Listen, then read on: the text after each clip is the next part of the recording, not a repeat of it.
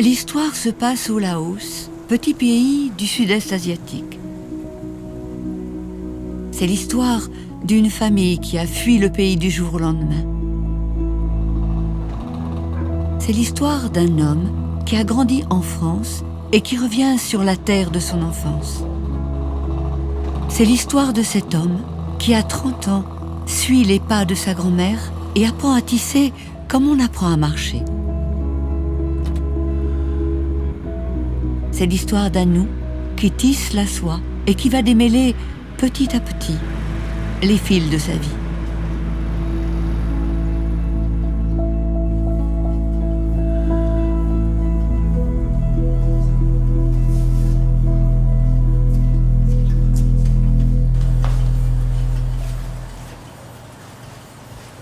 Anou est designer textile pour la décoration d'intérieur. En quelques années, il a créé un atelier qui diffuse des soies exceptionnelles dans le monde entier. Paris, Londres, New York, ses créations sont aujourd'hui admirées et utilisées par les plus grands décorateurs. J'ai tout vérifié, tout est parfait. On peut l'envoyer.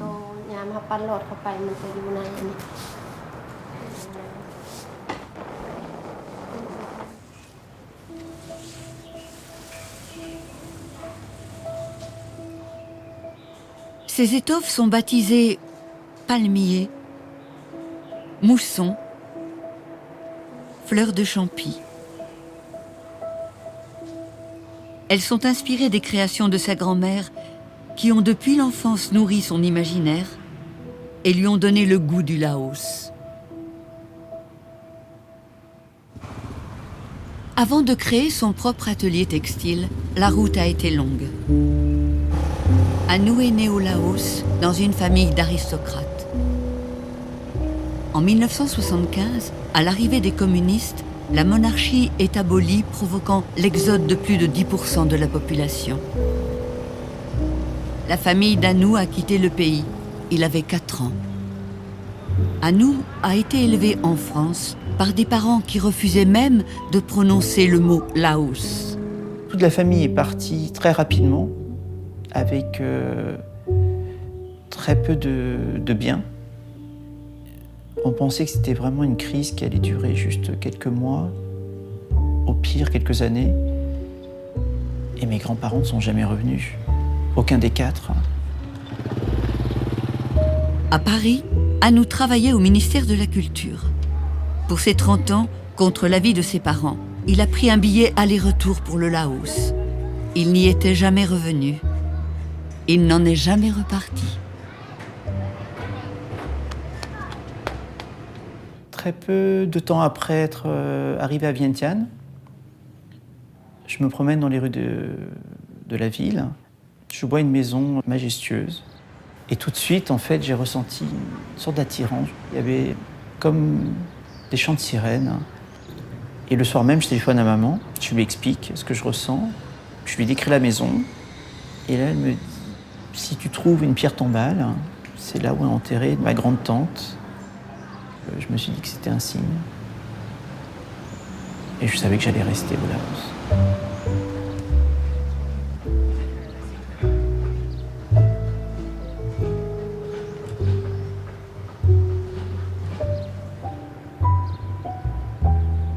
J'ai toujours été fasciné par le textile.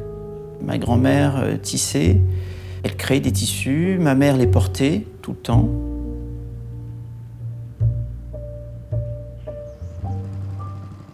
J'avais parlé à ma grand-mère de cette envie de reprendre une entreprise textile.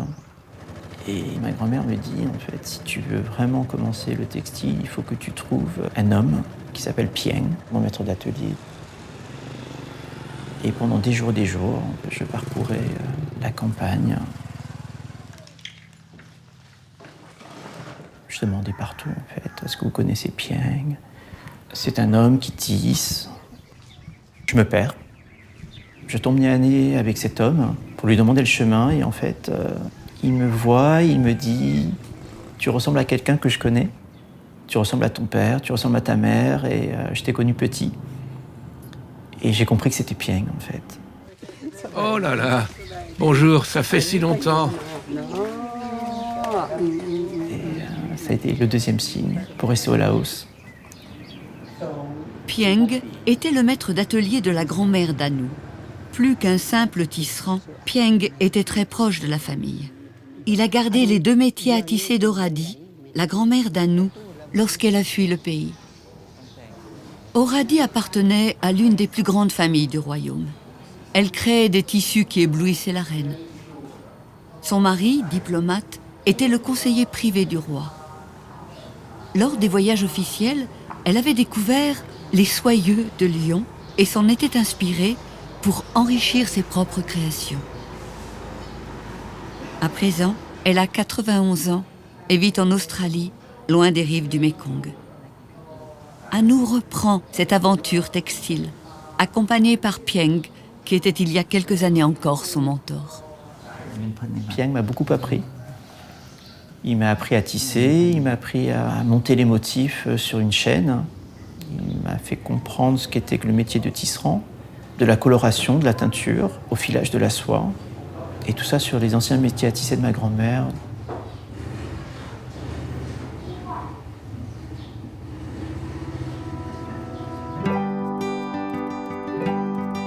Depuis le XIVe siècle, le tissage fait partie intégrante de la culture lao et a favorisé des échanges entre le Laos et ses puissants voisins, la Chine, le Vietnam, la Thaïlande et le Cambodge. Il a été introduit par la route du Nord et a suivi l'artère vitale du pays, la mer des eaux, le fleuve Mékong.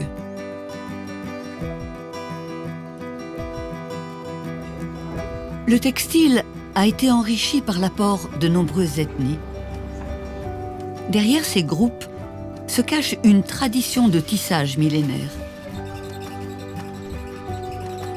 Le tissage a une double fonction. Se vêtir, mais aussi, par les motifs et les couleurs, donner à ces ethnies une identité. L'arrivée au pouvoir des communistes en 1975 a ralenti cette tradition, même si, au XXIe siècle, elle retrouve son souffle.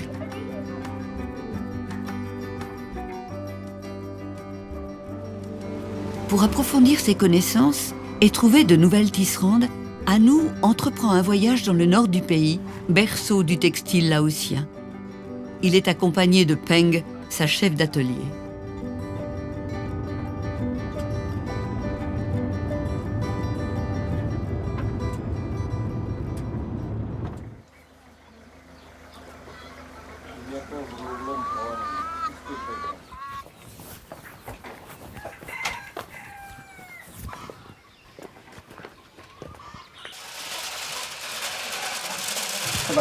Bonjour. Ce fil-là, il fait quelle longueur? Ça 42 mètres. 42 mètres. Ça fait 6 mètres sur 7. On pourrait le faire à l'atelier? Non, je ne pense pas. C'est difficile quand il faut tirer le fil. Ce n'est pas assez serré. Non, mais nos tisserandes devraient faire usage de toute leur force. Ici, elles font ça autrement.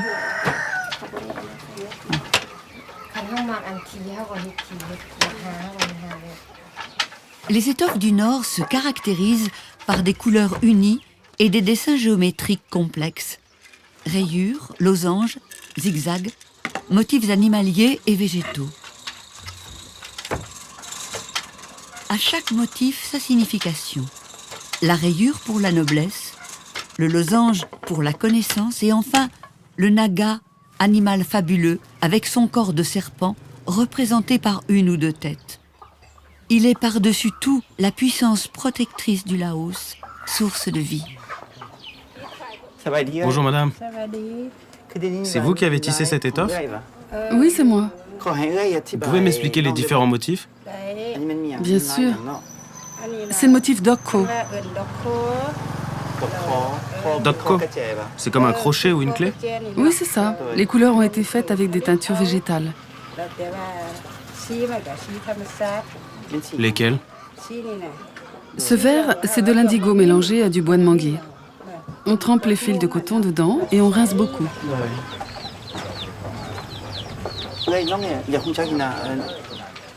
En combien de temps vous tissez cette étole?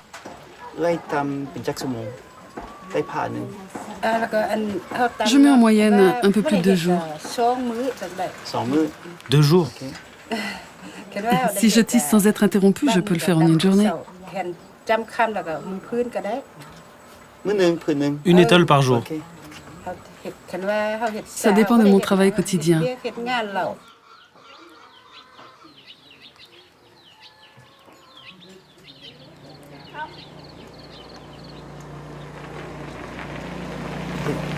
Vous aimeriez tisser entre 2 tâches quotidiennes ou devenir tisserande professionnelle? Ça dépend. Souvent, j'ai du mal à m'organiser. Le champ est loin et ça me prend beaucoup de temps.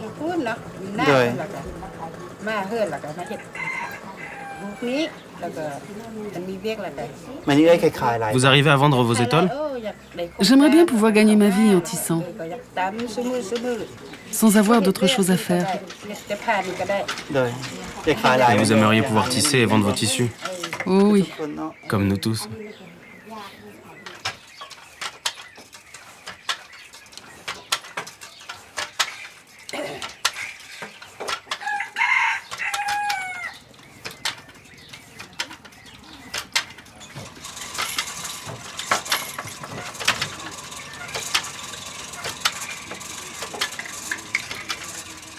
Anou modernise ces motifs géométriques des régions du Nord. Dans son atelier de Vientiane, il les tisse en soie et en grande largeur. Là, il y a déjà 1 centimètre de longueur juste sur une répétition de motif. Ce qui fait que sur une répétition de 15 fois le motif, ça va faire 15 cm de différence. Donc à la longue, quand on va tisser des tissus de 3 mètres, 3,50 m, on va pouvoir avoir 15-20 cm de différence selon les répétitions. En fait, elles sont beaucoup moins concentrées sur leur travail. Il y a trop de pollution environnante. Les enfants, les poules, la récolte du riz, la cuisine, le potager. Et perdre le fil du tissage et donc la concentration. Donc pour nous, ça va être un vrai challenge de pouvoir faire en sorte que ce tissu qui me plaît énormément, et puis ces femmes me plaisent vraiment, que l'on puisse collaborer ensemble, mais de manière beaucoup plus professionnelle.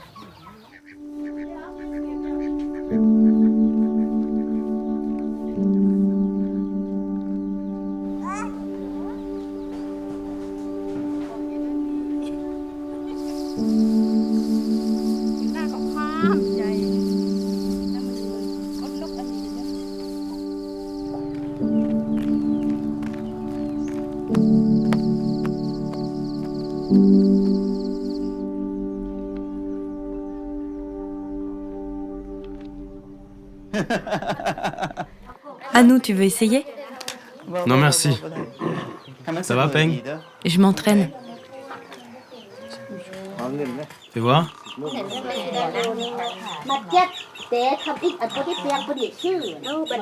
Elle fait ça très bien.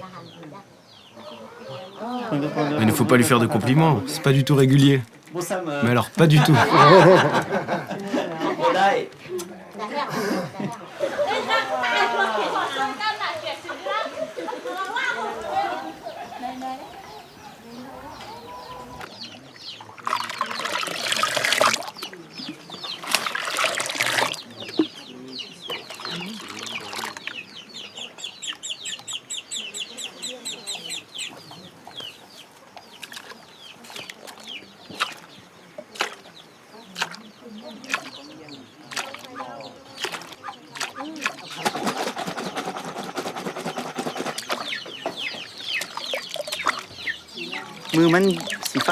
Vos mains sont toutes bleues. Ne vous inquiétez pas, tout va bien.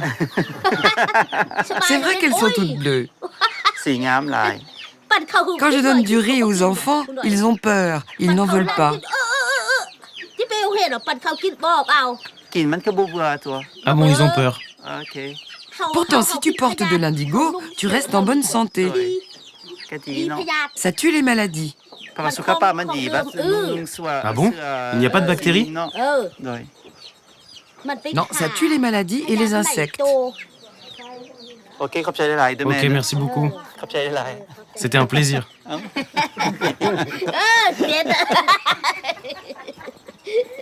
J'ai trouvé dans ce village des personnages vraiment très très attachants. La dame qui teint l'indigo est complètement habitée par son art de teinturier.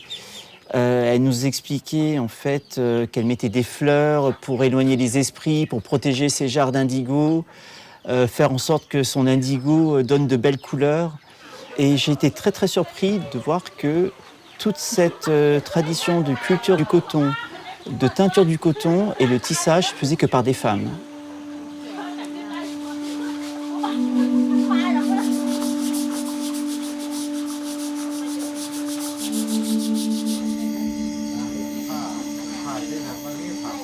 La veille du départ d'Anou, les villageois préparent en son honneur la cérémonie du bassi.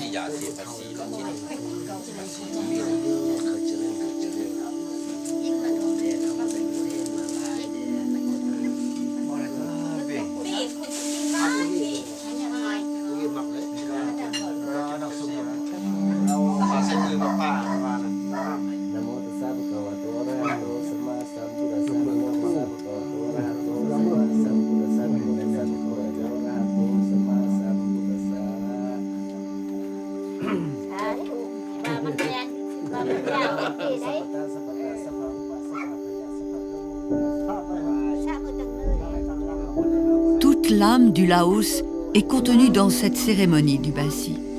C'est à cette occasion que l'on rappelle les 32 âmes associées à chacune des parties du corps qui ont tendance à se disperser. Des dizaines de fils de coton matérialisent des vœux que l'on noue sur le poignet des invités. Chacun tisse avec l'autre un lien visible et invisible.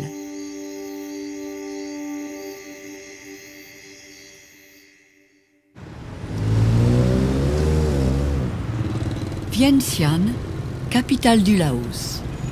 Son nom laotien est Vientiane, qui veut dire ville de Santal ou ville de la lune. L'image paisible de la ville est contredite aujourd'hui par l'intensité de son trafic et son développement économique qui secoue l'ensemble des capitales du sud-est asiatique.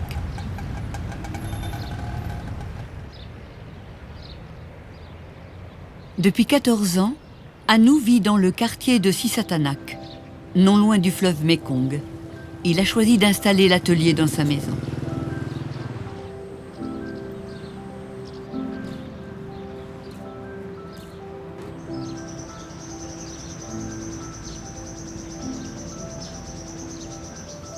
Depuis plus d'une décennie, il a poursuivi sa passion pour créer une ligne de tissu en soie unique et réinterprète des modèles anciens dont certains ont été perdus depuis plus de 50 ans.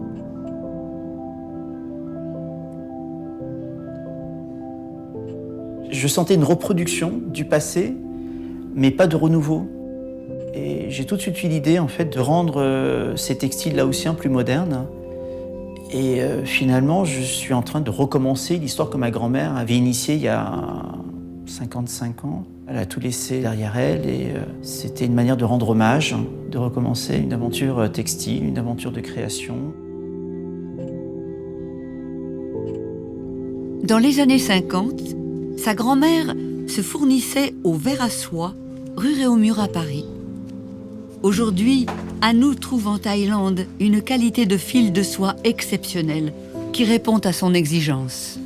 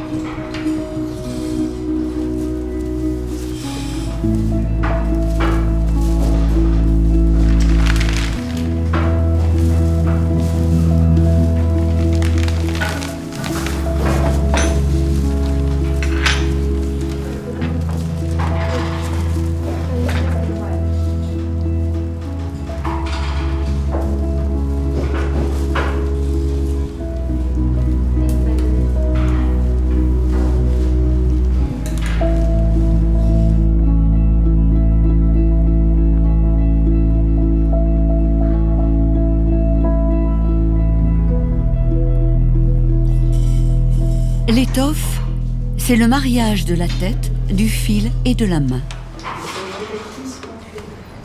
C'est la rencontre sur un métier à tisser entre les fils disposés sur un axe vertical, les fils de chêne,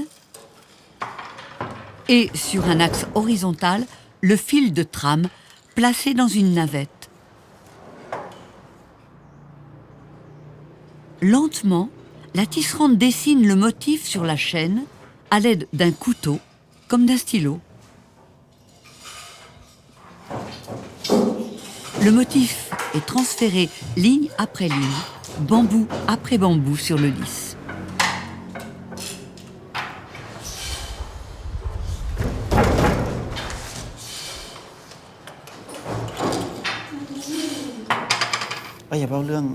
Tu m'as dit qu'il manque 12 bâtons.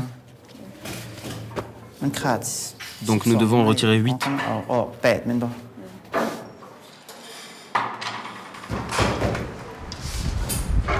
Lorsque je monte les designs, on les monte sur des petits métiers à tisser de 20 cm d'abord.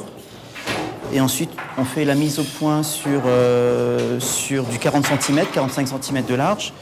Jusque-là, tout allait bien. Et lorsqu'on a dû le monter sur du 128 cm de large, on doit respecter les amplitudes.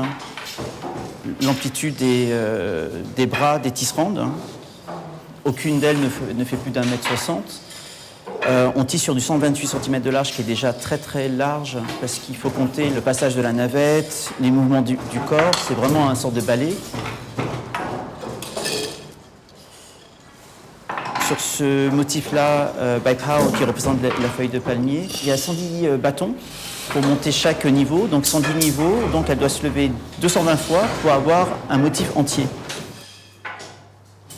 Donc on a dû sacrifier en complexité, on a dû enlever 8 lignes pour qu'elle puisse travailler convenablement, parce que c'est vrai que le compromis, c'est de faire un beau design, mais aussi qu'il n'y ait pas de difficulté de tissage pour que le tissage puisse être le plus parfait.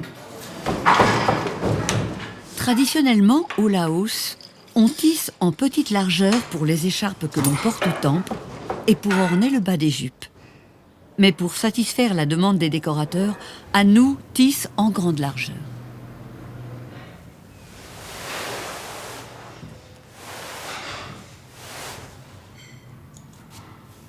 Peng s'occupe du contrôle qualité qui fait notre excellence, qui fait que nos produits sont pratiquement sans défaut. Elle a eu une vie très très difficile. Je l'ai embauchée comme ma femme de ménage au départ. J'ai appris à tisser quand j'étais petite avec ma mère. J'avais 8-9 ans. À 16 ans, mon père est mort. J'ai dû arrêter mes études et rester à la maison pour tisser des signes, les jupes traditionnelles du Laos, et les vendre au marché. J'ai quand même senti en elle une envie d'évoluer. Et petit à petit, elle est devenue le contrôle qualité. Et maintenant, c'est ma directrice de production, en fait. Elle s'occupe de tout. Dans cette entreprise, on travaille ensemble, un peu comme une famille. Tout le monde doit s'entendre, car on va manger, travailler, boire ensemble. Si on rencontre un problème, on peut en parler. Ce n'est pas comme s'il y avait un chef et des subordonnés. C'est plus familial. Dans la culture laotienne, que ce soit la culture familiale ou la culture entreprise, il faut vraiment recréer une sorte de cellule familiale dans l'entreprise.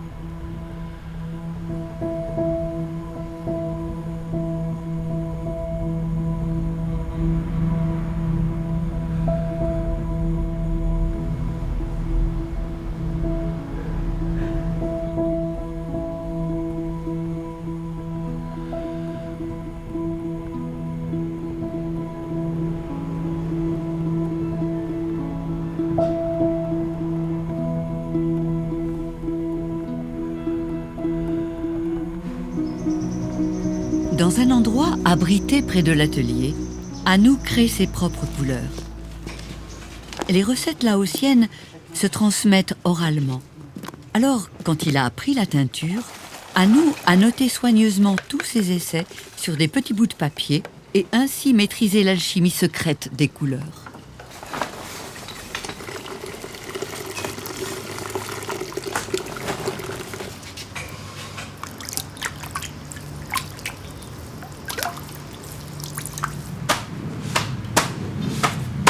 Pour obtenir le beige, le numéro 21 que l'on appelle dark beige, on mélange des pelures d'oignons bouillis diluées avec du bois d'ébène qui macère pendant 6 mois avec de la chaux et de la cendre.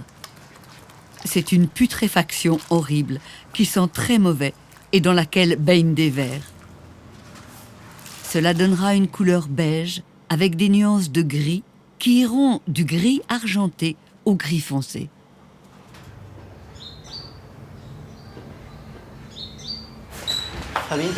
Comment ça va aujourd'hui, Win? Ça paraît compliqué. Oui, c'est un peu difficile. J'ai l'impression que la couleur bave. Oui, un peu. Pourquoi on rajouterait pas un peu de ferraille? C'est déjà fait. La couleur n'est pas fidèle.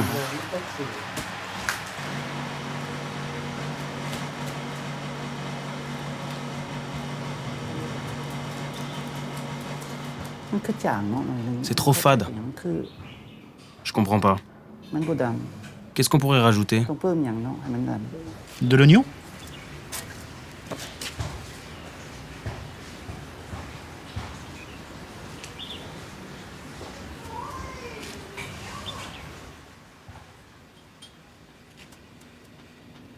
C'est le plaisir de voir toutes les couleurs qui ont été faites pendant la journée et de pouvoir en fait revoir et on voit toutes les collections qui défilent. Et il y a certaines couleurs que l'on n'utilise pas souvent. Et lorsqu'on fait une commande spéciale, évidemment, donc on la revoit, c'est comme si elle renaissait.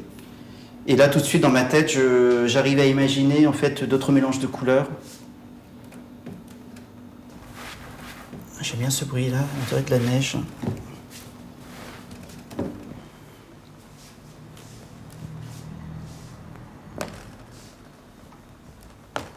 On utilise beaucoup de teintures végétales et certaines teintures peuvent développer des champignons ou des bactéries. Pour tuer toutes ces bactéries et champignons, je mets les échaux de soie dans un congélateur pendant 3 à 5 jours, avant de pouvoir vraiment utiliser la soie.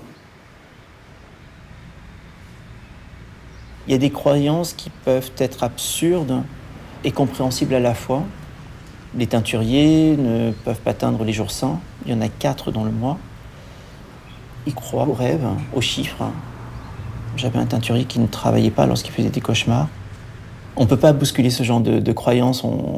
Donc on est obligé de faire avec, de conjuguer avec les différents sorts. Personne n'a réussi à me dire exactement pourquoi est-ce qu'on ne pouvait pas teindre les jours saints. Les Laotiens sont animistes. Ils vivent dans un monde spirituel. La feuille frémit, ça a un sens. La pluie tombe à ce moment-là, ils cherchent à comprendre pourquoi. Ils croient aux esprits, aux fantômes et aux génies protecteurs. À l'entrée de la maison, Anu a un autel dédié aux génies protecteurs, les filles.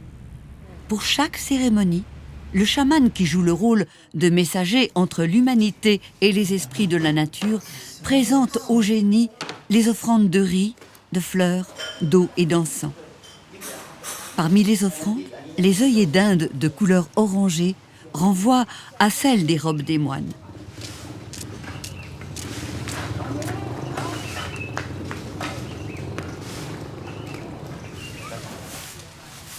Au Laos, le chamanisme et le bouddhisme sont toujours considérés comme les supports majeurs de la vie quotidienne.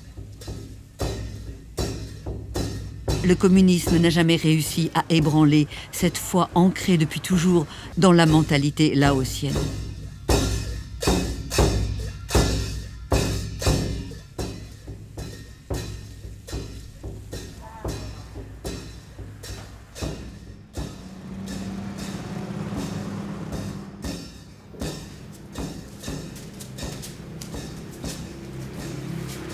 Anu a construit sa foi au fur et à mesure de ses années passées au Laos.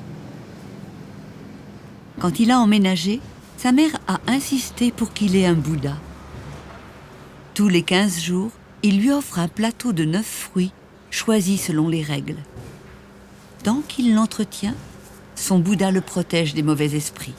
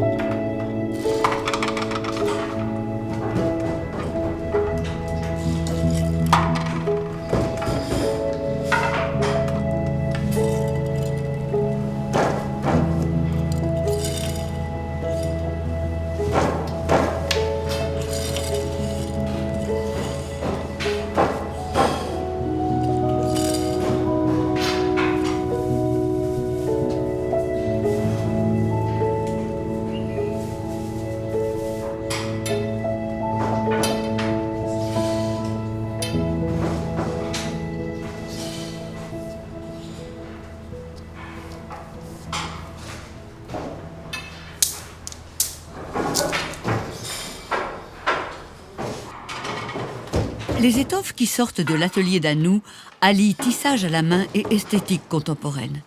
Pour parvenir à l'excellence, il faut une maîtrise et un savoir-faire exceptionnel. Cela exige d'être pointilleux, méticuleux et patient. C'est aussi un travail d'équipe.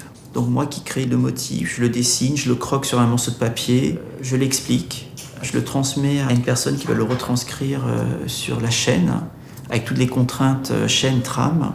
Ensuite, on doit le retravailler pour vraiment obtenir les proportions et le dessin que j'ai en tête. Pour réaliser les motifs les plus complexes, les tisserandes ne tissent que 6 cm par jour.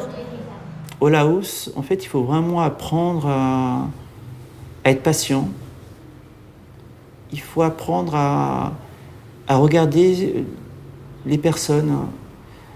Et lorsque je suis arrivé ici, en fait, c'est vrai que j'étais assez impatient. Je suis formé à la française, à l'européenne, à l'occidentale. Et on a cette impatience, on a cette envie que tout doit être immédiat. Alors que les Laotiens, eux, regardent vraiment le moment présent. Aujourd'hui, on tisse, demain, on tisse. C'est comme ça.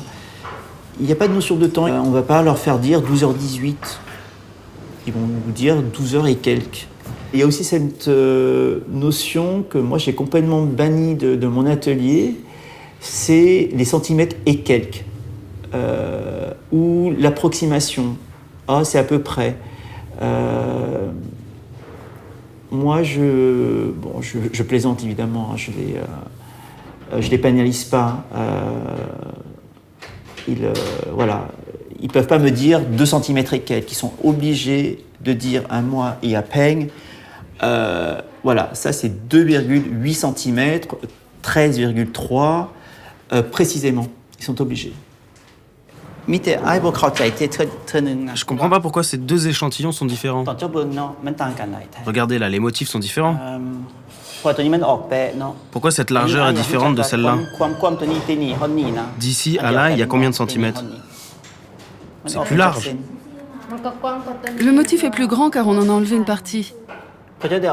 Là, c'est 2 cm, et là, c'est 2,3 cm. Donc c'est plus large. C'est pas la même chose.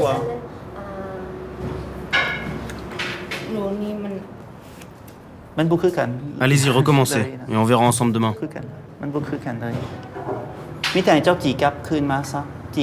On utilisera le même fil. C'est joli, non? Qu'est-ce que vous en pensez? Et ce motif-là aussi est joli. Je vous critique pas, mais je voudrais simplement comprendre.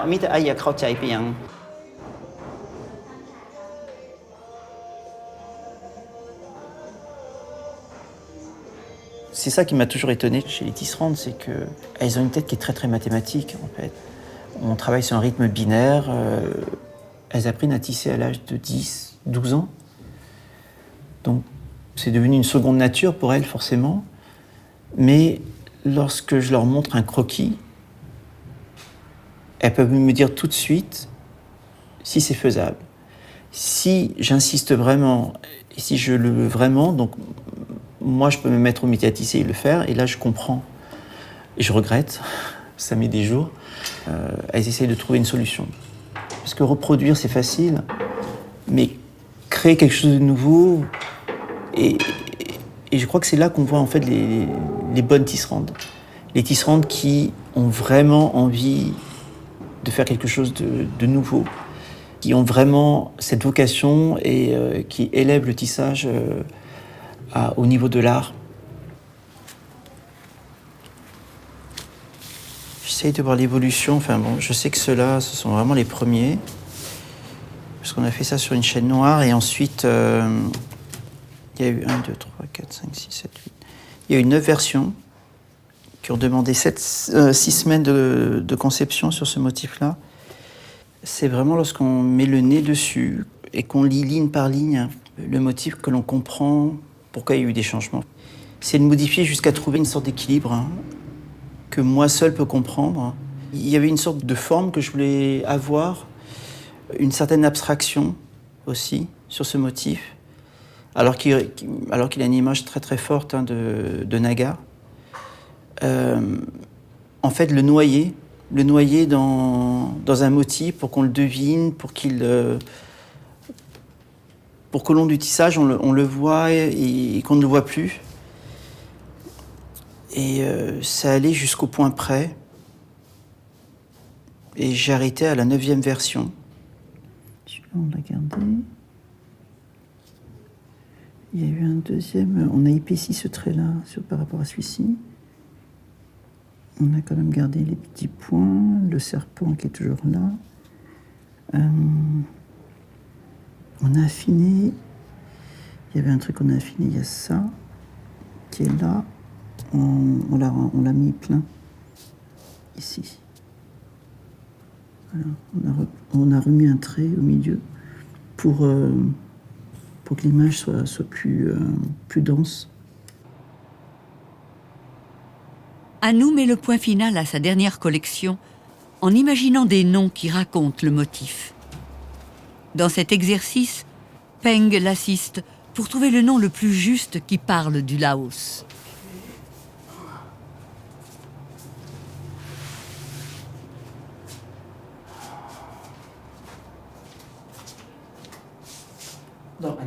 On va donner un nom à ces deux motifs-là. Le premier, ce sera fleur de jasmin.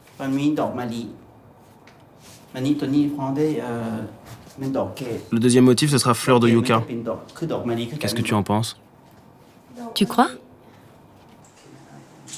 On peut appeler ce motif Sisatanak, comme notre quartier. 4 nagas. 4 serpents.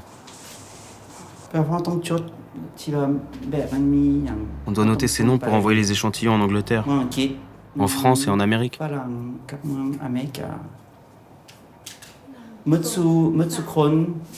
Tous les agents doivent avoir les grands et les petits échantillons en 4 couleurs.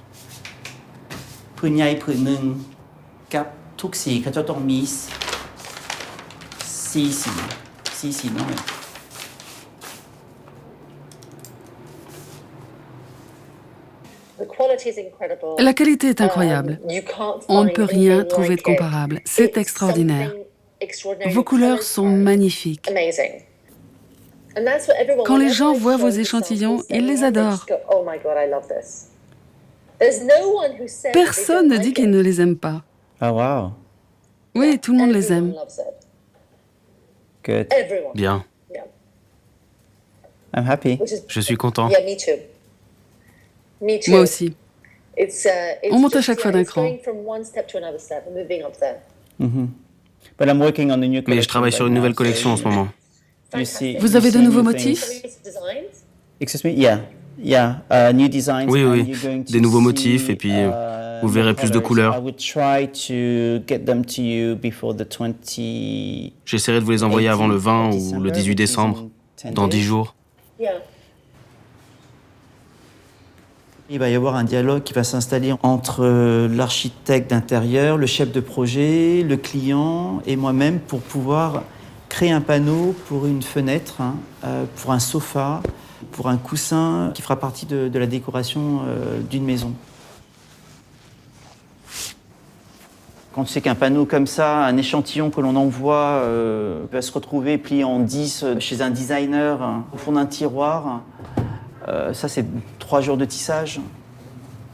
Et c'est ça qui me fait un peu mal au cœur en fait en général. C'est quand je vais visiter les décorateurs et que je leur dis le tissu que je vous ai envoyé la semaine dernière, où est-ce qu'il est? Et qu'ils me disent ah ben non, il faut qu'on cherche et qu'ils sortent une grosse caisse. Ça se trouve au fond, tout chiffonné, comme si c'était un bout de torchon. Et ça me fait vraiment mal au cœur. Mais c'est passionnant à la fin. C'est vraiment passionnant de savoir que tu peux vraiment arriver à un résultat incroyable, qui peut être dans un magazine ou chez des clients comme Michael Bloomberg ou Jennifer Aniston, des gens comme ça. Et c'est vraiment fabuleux de savoir que d'un petit atelier laotien, avec juste 10 personnes, on arrive à faire des décors de stars d'Hollywood. C'est vraiment super.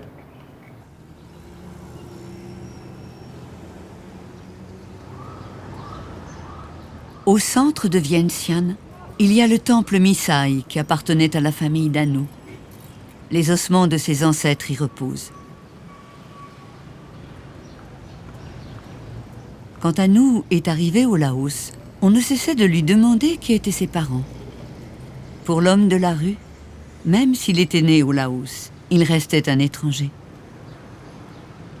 Après toutes ces années, Anou retrouve petit à petit les pièces dispersées du puzzle de son passé. La famille, le textile, le Laos.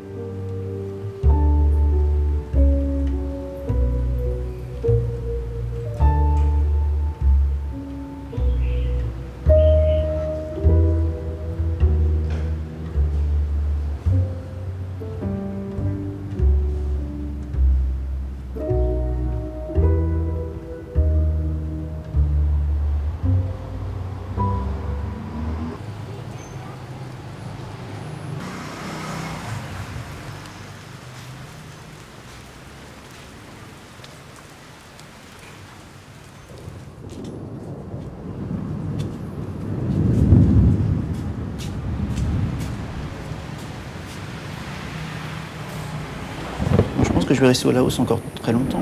J'ai l'impression qu'il y a un but ici.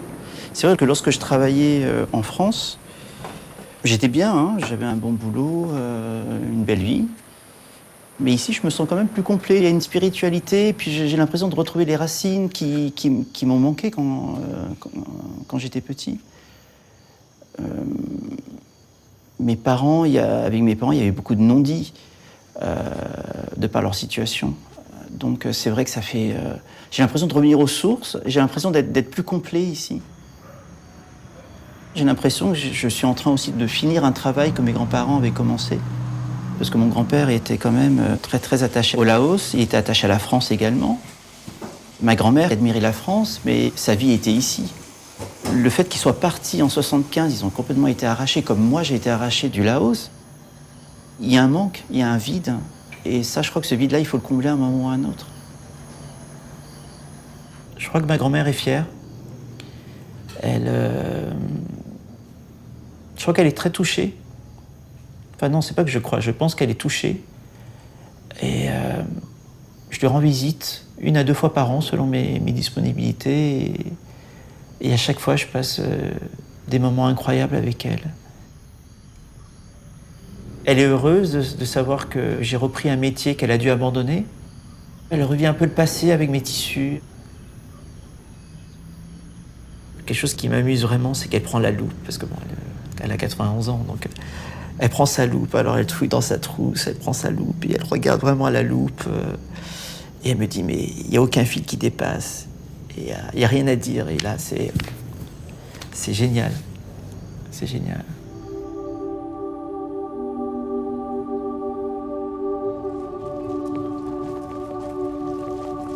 Vraiment, être au Laos me permet d'être plus laotien. Le Laos m'a apporté beaucoup. La patience, la lenteur et surtout l'apaisement. Je crois qu'il y a vraiment cette gentillesse qu'il y a dans le regard des gens, ce sourire qui est vraiment naturel. Et cette lenteur qu'il y a ici, qui nous permet de faire un travail textile surprenant.